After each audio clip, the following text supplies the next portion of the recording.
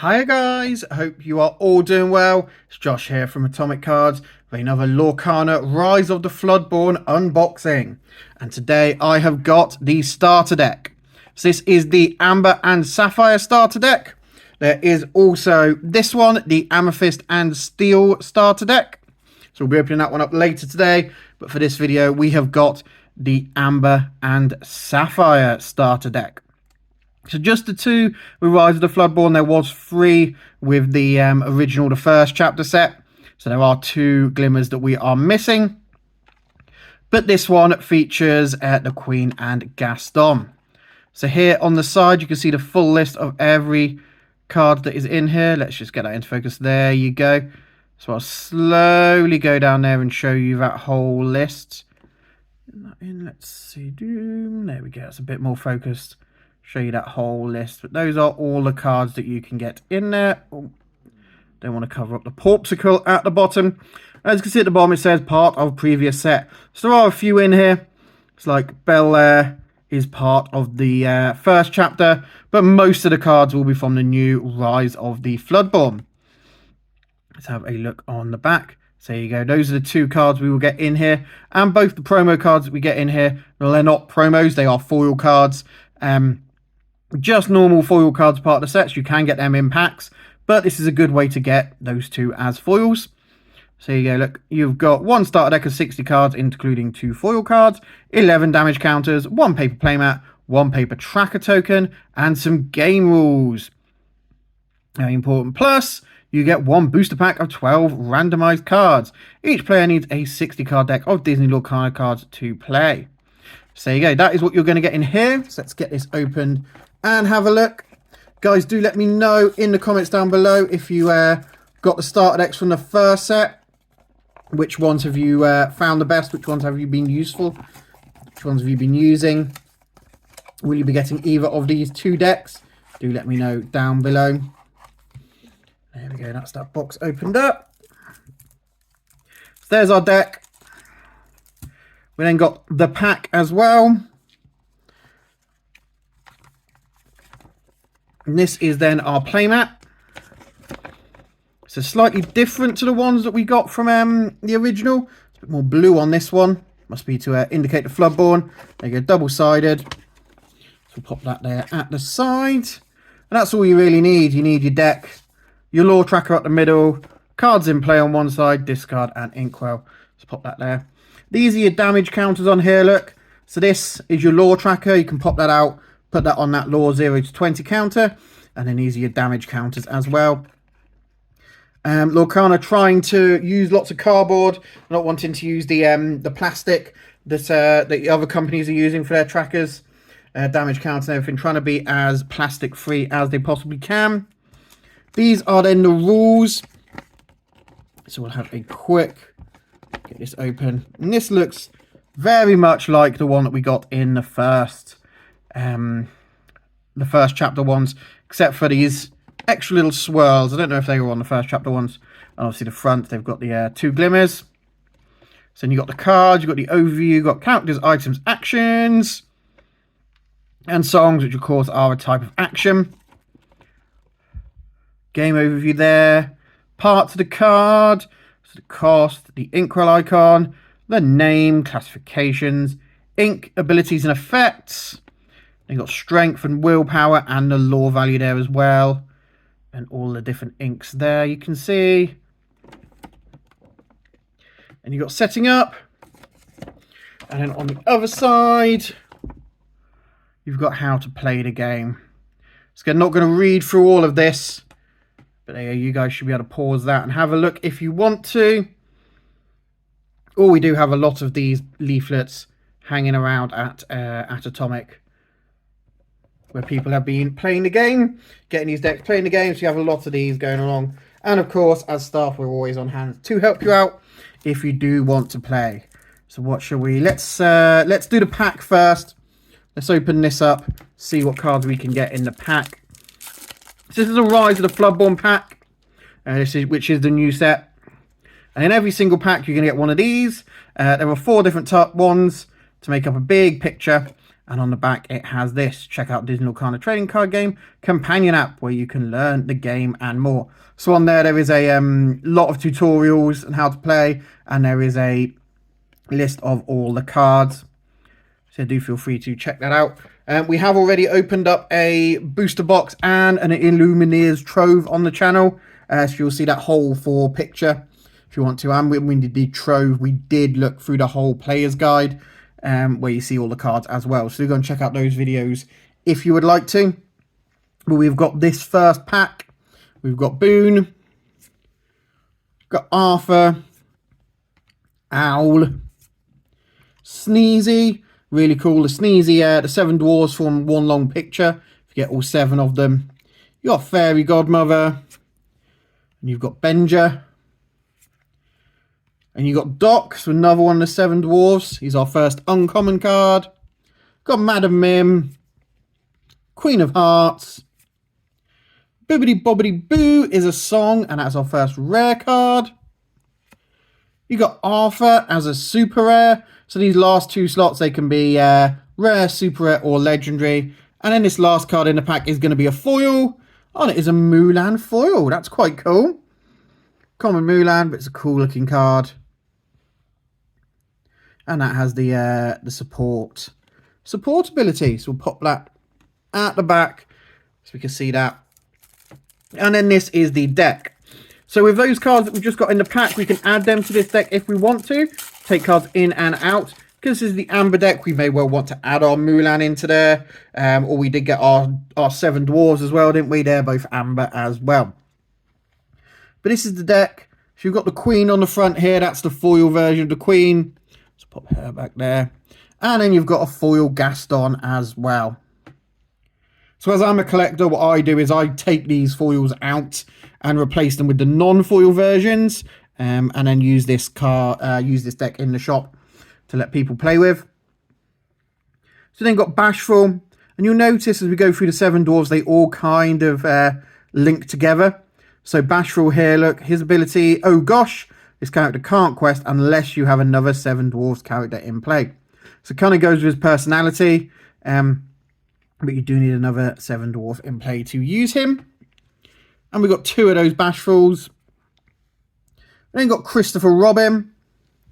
It's a very cool Christopher Robin card. Christopher Robin from Winnie the Pooh.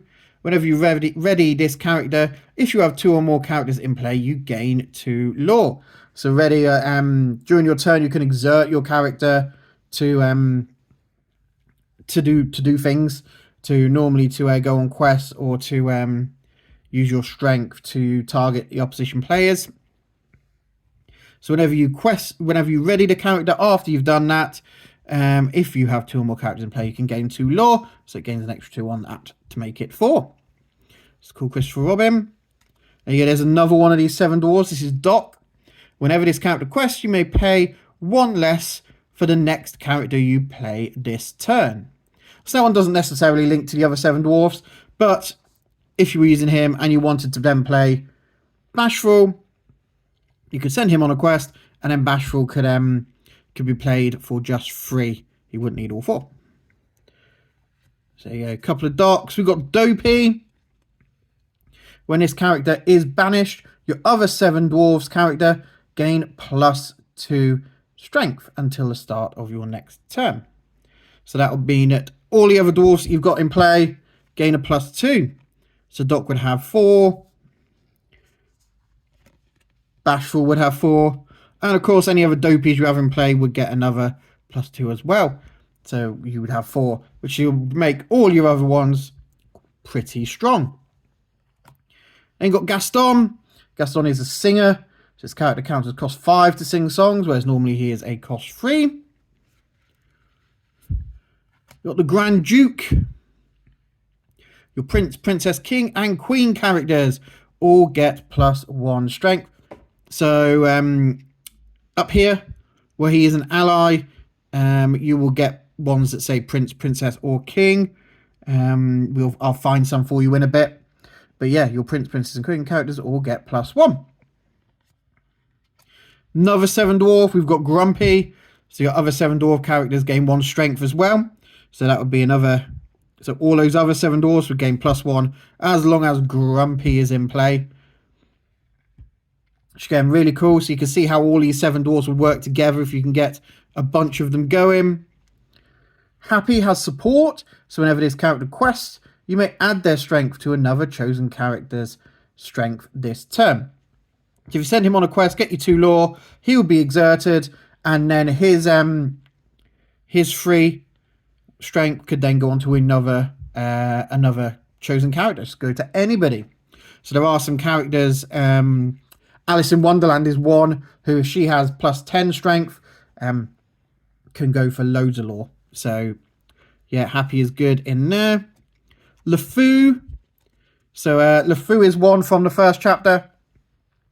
He's loyal. If you have a character named Gaston in play, you pay 1 less to play this character.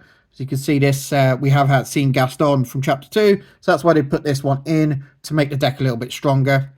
There's LeFou. There's Sleepy.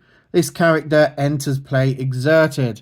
So when you enter a card into play, there was a character card. They're wet, so they can't be used that turn. And they're normally straight up portrait like this, which means they can't be attacked. However, because he's Sleepy, he would enter play exerted, meaning that he could be targeted he could be challenged by the other players. 3 Sleepies, and we've got Sneezy as well. Whenever you play this character or another 7 dwarfs character, you may give chosen character -1 this turn. So you can choose to give someone -1 strength, whether that is one of your opponents or yourself. Now, why you'd give it to yourself, but you could if you wish to. So it's Sneezy. And then, of course, we can't have the dwarfs without Snow White. So there you go. There is Snow White. When you play this character, you may move up to 2 damage from chosen character. So when you put Snow White into play, you can just take 2 damage off someone. And there is what we said earlier. Snow White is a princess look. So that old card that we had earlier would work with Snow White. It's got 2 Snow Whites. And then we've got the Queen. So don't question her, don't doubt her, and above all, don't disobey her. So there's the Queen. So this is the standard Queen. This one that has 1 lore on there, 1 cost. If you were to play your slightly higher Queen, so this Queen has 5 cost, but it does have Shift. You may pay 2 to play this on top of your character's name, the Queen. So you could use this in your first turn, and then you could play this in your second turn on top of that Queen, as long as you had enough ink in your inkwell. And then you can use this ability. Whenever this character quests, chosen opposing character gets -4 this turn, and chosen character gets +4. So really cool to be able to get that in basically on your second turn if you have it. There you go, we've got 3 Queens. Painting the Roses Red. So that's a song. A character with 2 or more can exert to sing this song for free. So if you wanted to play this and you had a character that costs 2 or more, you can just exert them. Doesn't mean that then they're exerted, so they can't go on a quest or challenge for the rest of the turn. But another cool card, because up to 2 chosen characters get -1 this turn. Draw a card, so you could use that on your opponent, so that when you challenge them, they don't attack you with as much strength. And of course, you get draw a card, which is always good in this game. Okay, so those were the ambers. We're now going to go on to the blue ones, which are called, I know what the blue ones are, sapphires, which are the sapphire ones. There we go. So bell, this is a bell from the first set. So, you know, as you can see down the bottom, look, this one says EN1 on it, meaning she's from the first set. This one says EN2, meaning she's from the second set. So yeah, that is Belle from the first set. Then got a Cruella de Vil from the second set. During your turn, this character gains evasive. So evasive is a pretty good ability to have. It basically means that you can only be challenged by a character who is also evasive. So really annoying if your opponent has no evasive characters. Really annoying for them because they can't challenge these ones with evasive. It's got 3 Cruella de Vils in there. Got a Hiram Flavisham Artificer. When you play this character and whenever you quest, you may banish one of your items to draw 2 cards. So if you have some cheap items in play, you can get rid of them if you want some extra cards in your hand. Judy Hopps. When you play this character, you may banish chosen item. Its player draws a card. So you can choose an opponent, you can choose yourself to banish an item, and you get to draw a card. You know, Owl. It's quite a standard card, Owl, but only costs 1 ink, and he can be inked himself, the Owl. Philoctetes, again, this was a set 1 card. The Nook, so the Nook, the horse from Frozen 2. So that's got Ward. Opponents can't choose this character except to challenge. So if you have an ability that says choose an opponent's character, you cannot do that on the Nook. You can only challenge the Nook, if that makes sense. So you've got 3 of them. Winnie the Pooh. This is a cool looking Winnie the Pooh card. Honeypot. Whenever this character quests, you may put a card from your hand into your inkwell face down. So any card, you may put any card into your inkwell face down. It doesn't have to be an inkable one. It doesn't say it has to be an inkable one. So that's another really cool ability to have. 4 dozen eggs. Again, another song. Character with cost 4 or more can exert to sing the song for free. Your character gains resist +2 until the start of your next turn. So resist is a new thing in Rise of the Floodborn. A new ability. And basically it helps defend against your opponents. So the damage dealt to them is reduced by 2. So if you had Christopher Robin, if your opponent had Christopher Robin and was going to challenge someone, he would do 2 damage, but he wouldn't do any damage because this guy is there. A couple of those. You've got Launch. So Launch is an action card. That goes into play, is used that turn, and is then banished. Banish chosen item of yours to deal 5 damage to a chosen character. So you are literally launching that item at your opponent. You've got 2 of them. Fang Crossbow. So Fang Crossbow is an item. Items stay in play unless you do something on the card that says banish them. So you've got 2 abilities with the Fang Crossbow. You can exert for 2 ink. Chosen character gets -2 this turn. Stay back. You can exert and banish this item, and you banish the chosen dragon character. So there are a few new dragons in Rise of the Floodborn. That makes this one a lot more useful. So if you are playing against an opponent who likes dragons, that could be really good to have. You got the Gumbo Pot. Again, another item. Remove 1 damage. Exert to remove 1 damage each from up to 2 chosen characters.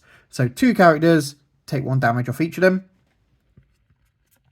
And then finally, we've got 3 Porpsicles. When you play this item, you may draw a card. Banish this item to remove up to 2 damage from a chosen character. So this doesn't do anything you need to exert for. This just stays in play until you want to banish it and remove 2 damage from a chosen character. So there you go, guys. That is your deck. That is the Sapphire, yes, Sapphire and Amber starter decks. Don't forget to tune in tomorrow. Not tomorrow. I'll do it later today. I'm so used to tomorrow. Yeah, later today when I will open up the Amethyst and Steel. I'll record it up straight after I've done this video. So it should be up fairly soon. We'll open up the Amethyst and Steel deck. Also, if you have enjoyed this video, guys, do please leave us a like down below. Does really help us out. Lets us know we have done a good job. And consider subscribing to the channel, guys. We do like to open up all Lorcana products and other TCGs on this channel so that you can see what you're getting from them. So thank you all for watching, guys. Have yourselves a great day.